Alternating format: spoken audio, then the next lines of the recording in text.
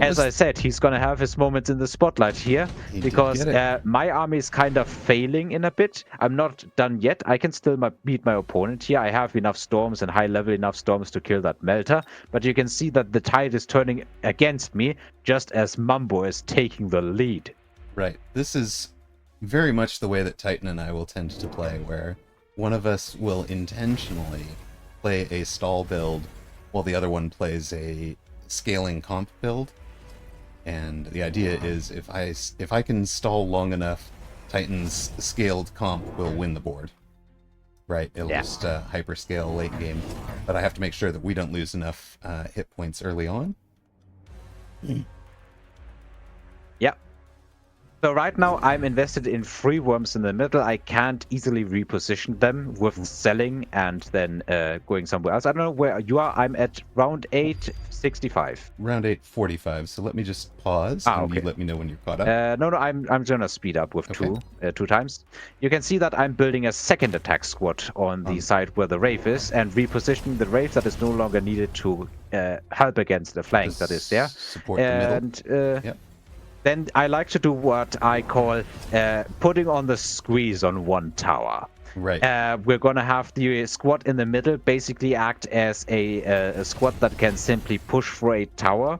Like the outside is going to go for the tower naturally. Right. But I can basically dictate the flow of the battle where I put these middle units and converge on a single tower. And if the game goes long enough, I can start building a third attack squad on the other side, and then the middle is just going to be am I going to go for this tower? Am I going to go for this tower? He's going to have defenses on both sides, but I can choose where I break through. Right. That is the whole strategy here. So he now has melters and Vulcans basically in every space here right now. Which means that it's kind of not really working all that hot for me. You can see that my units are definitely struggling a lot. I'm currently at 170. Get the tower. Yeah. We're at 165. That's exactly where I am. You can look, however, on Mumbo's side, because while my army is kind of getting cleaned up here, Mumbo is cleaning up. I don't know if it's going to be enough, though, this round. Melters do target my worm, and despite many things going right for me, the melters live. My stormcrawlers, however, are huge. Let's just call it that. And I think the only reason why I can easily get away with this is because the anti-missile devices will just get wormed. Right. They keep getting wormed. Okay. I thought this was the round where Mumbo was winning again, but no, it is the round where Mumbo loses all his anti-missile devices. And my opponent has Wraiths against pure Stormcallers, so these Wraiths are gonna be huge next round. Yeah, they are going to get to level off of your high-level storms, which is very unfortunate. I'm accelerating right now and starting round number 9.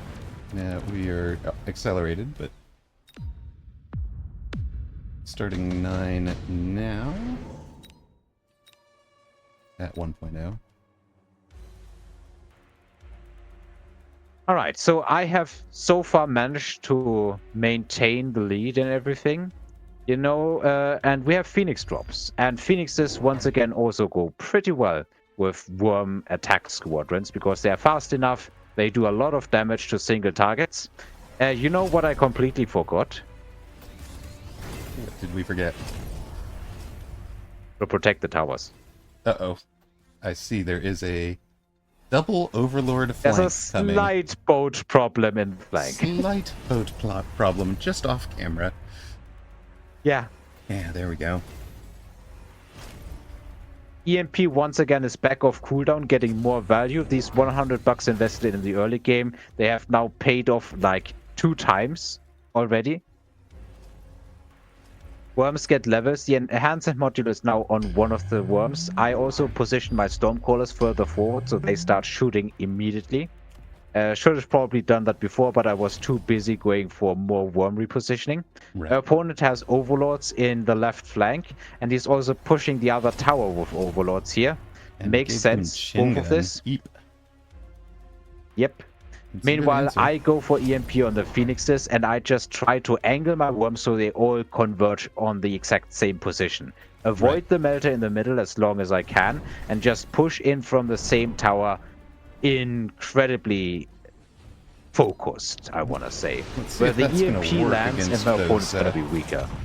Yeah. Let's see if that's going to work against these pushing tower pushes on both sides. He's really aggressively going for both towers. Gets one. Yep. Gets one easily. And he's also going to get the other because there really isn't much in the way There's anymore. nothing over there, yes. Yeah. I just get completely freaking cleaned up here. Yeesh. Just look at the awfulness. Hey, this is grim. This is grim. That is a knockout punch thing. You sure this is the right replay, man? I am sure this is the right replay. Look at what Mumbo is doing. Mumbo has ranged EMP Phoenix, ranged EMP Farseer, and some ranged Launcher Overload Stormcallers coming. Into an army that is outranged and slow. And I don't know where you are. I'm at about 130. He's Exactly. getting the tower. Exactly 130. Perfectly insane. Down goes tower. Off go the EMPs. So the lead units are slowed. They're getting wrecked. Mumbo coming through Absolutely big. As nothing's going to have the range, and as soon as it gets engaged by anything, it's turned off and slowed. Just stuck under the guns as it walks into range to die. This is harsh. I think my opponent or our opponents were really mad this time around. Yep. Nice carry, Mumbo. Yep. So far, like the first few rounds, I've been sort of carrying with the Stormcallers, and when my army failed, Mumbo has been carrying, and now it is time for the finale. Everybody nukes. You can see all the players picking the nuke. So look at my board. What can you realistically expect to nuke here? Nothing. So all the nukes are going to... Yeah, they're going on Mumbo's side. All 4 nukes are going to Mumbo's side of the board. We're just going to position from here, right? We'll just stand on top of this mountain and watch. Yeah, I think you just position the camera here for a bit. Well, not for a bit. Until the nukes land there is a few seconds. But look at the board of Mumbo's opponent. Is there something missing from it in round number 10, maybe? I mean, where are Mumbo's opponent is... Where are the shields, among other things? Never mind the shields. Why are there only 4 units of chaff and nothing blocking in front? Just in time to watch Meanwhile, the look on my sunrise. side of the board and feast upon the tower levels. Right, we've leveled up to level 4 on both towers. So, whatever you're pushing, go ahead. Make that level 5. Oh, level 5 on both towers. Yikes. Yep. Yikes, I think is the right term. I'm fine with him going for the towers. It's gonna be wasted units, in my opinion. Right. Oh boy, it's shaping out to be the absolute finale. You should be at the start of the round now, right? So my worms are going in basically in the same formation and the same space. The shield falls a bit too early for all the oil to get blocked on that side, and it gets lit on fire. So a good amount of units have died from that. Let's go over to Mumbo and boom. Well then. Mumbo's shields lasted. His opponent's shields didn't because his opponent didn't have chaff in front to block for the shields. Right. Meanwhile, on my side, the worms are just turning the ground and the enemy army into Swiss cheese. And here comes Mumbo with still most here of the comes Mumbo's Farseers. army of phoenixes. He's still got phoenixes. And you're eating things from left to right while he's eating things from right to left. I don't think those 3 ground cannon boats are going to have a good time. Well, the boats are definitely still having a good time on my worms so far, but now the tower falls. And Yeah, well, to put it bluntly, I only have a few Phoenixes left, and my entire air army gets wiped out.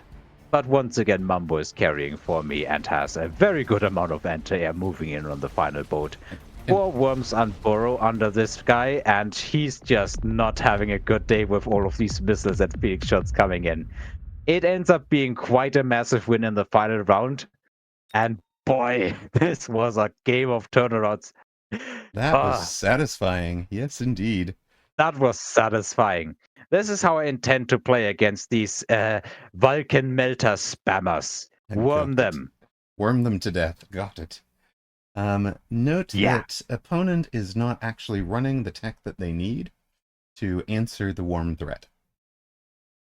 They are running the techs that they need for their standard standard Vulcan Phoenix, Vulcan Melter, Vulcan Storm game. Vulcan Marksman as well. We have Vulcan Marksman, Melter, Stormcaller. It is the standard board of standard boards. But Yes, that's not going to help him if the worms come in from the line. It's the potpourri of standard boards. I have all of them. Third says leveled up towers do mad work when done right, and this is a really good example of when done right. Very nice. I think I've never had 2 level 5 towers, but I thought, you know what? He wants to go for towers. He can go for the towers. Exactly. I don't care. Very Basically, nice. the board that I have is kind of nuke resistant and tower snipe resistant. It is just worms moving in. It's just worms now, and we're underground when the nukes hit. Yeah. Like, he can hit the air units, but they're going to be pretty close. So he definitely has a chance of just hitting himself. What I could have actually done, potentially, is sell the worms on the left, or sell one of the worms and reposition it to the other side and then push in from there.